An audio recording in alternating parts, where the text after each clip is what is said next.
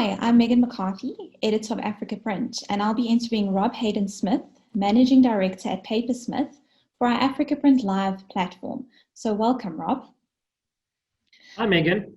Hi there. Please could you give an update on Papersmith and what the company is focused on at this time? Yeah, we focused on our sort of COVID comeback. It's been a tough few months, and yeah, I guess tougher than anyone could have imagined economically, because business is only as healthy as our customers. But every month it just gets better, and yeah, we're not out of the woods, but yeah, we at break even level. So hopefully next month we're gonna start making some profit again. So yeah, it's been tough but interesting ride. Great. Then what is your take on the industry currently? Look, I think without being too blunt, the industry's quite sick at the moment. It wasn't in the best of ways before COVID. People might argue that printed paper is a dying industry, but yeah, it's been tough, and I think COVID's sort of just accelerated the how tough it's been for a lot of the players. So I think I think your next question will probably delve into a bit more of why, but yeah, it's industry is not in its best state. Let's put it that way. So then, I mean, just going on to that, what do you think the industry will look like in a year's time? Yeah, I think it's going to be very different. There'll be a lot of fragmentation, definitely a lot of consolidation. And I think it'll come down to the business models of the various printing companies. And, that good old saying, not to have all your eggs in one basket. I think COVID's really, really taught us that. So I think, both paper merchants and printing companies need to look at sort of the sectors that their clients are in. And I think there's definitely a huge benefit to diversification. So if you can sell print or paper into a lot of different industries, that'll give you a lot of stability. And I think the companies that had all their eggs in one basket, possibly especially if it's the tourism or hospitality industry, might find this harder to come back from. So yeah, diversity is the key, I think. Okay, great. Then what are your top 3 tips on what companies need to do to innovate? I think the first one is to keep engaged with your clients and make sure you really, really understand what your clients need product-wise and service-wise.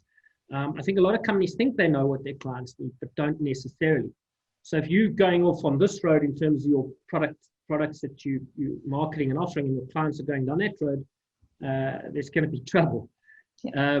I think the second one is to seize opportunities, even if they might seem like weird opportunities that you might not normally have looked at. I hear a lot of business owners say, it's not our core business. But I think in this post-COVID world, we have to look at every opportunity, whether it's core or not core. And I think the third one, and the most important one, is to adapt.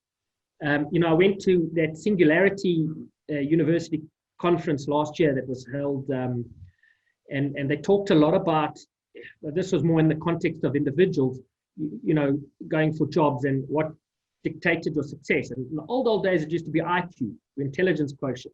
Yeah. And then it became what they called EQ. Your emotional quotient was often a better dictator of your success in your career than IQ.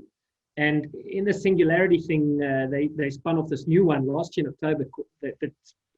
The new sort of word was AQ, which was your adaptability quotient.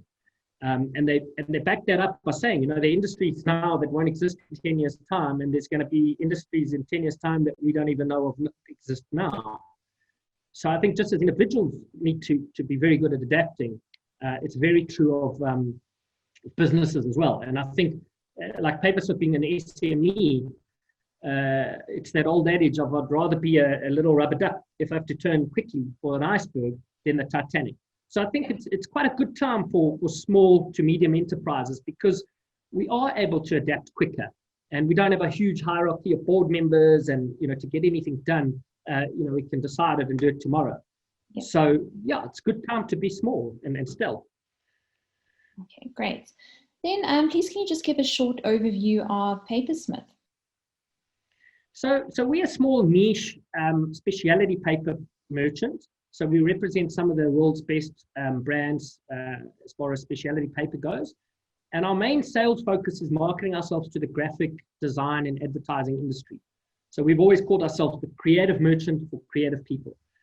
And we feel we're the market leaders when it comes to recycled and environmentally friendly paper, which is very cool. We've got some good brands like Nautilus, Respecta, Steven.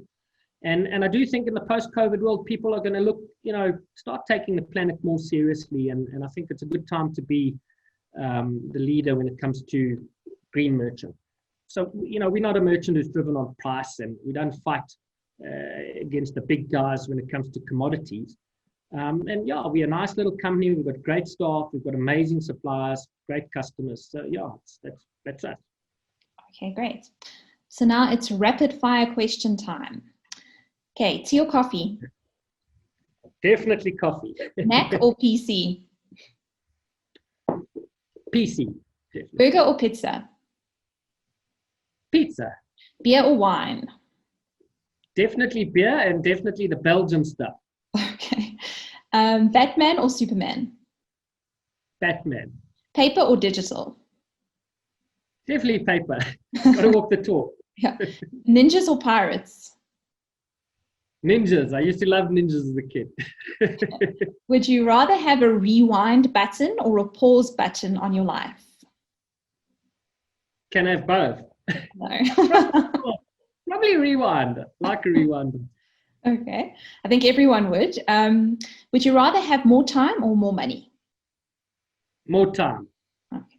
Great. Well, thank you so much. I really appreciate you joining us. And readers can catch the latest industry content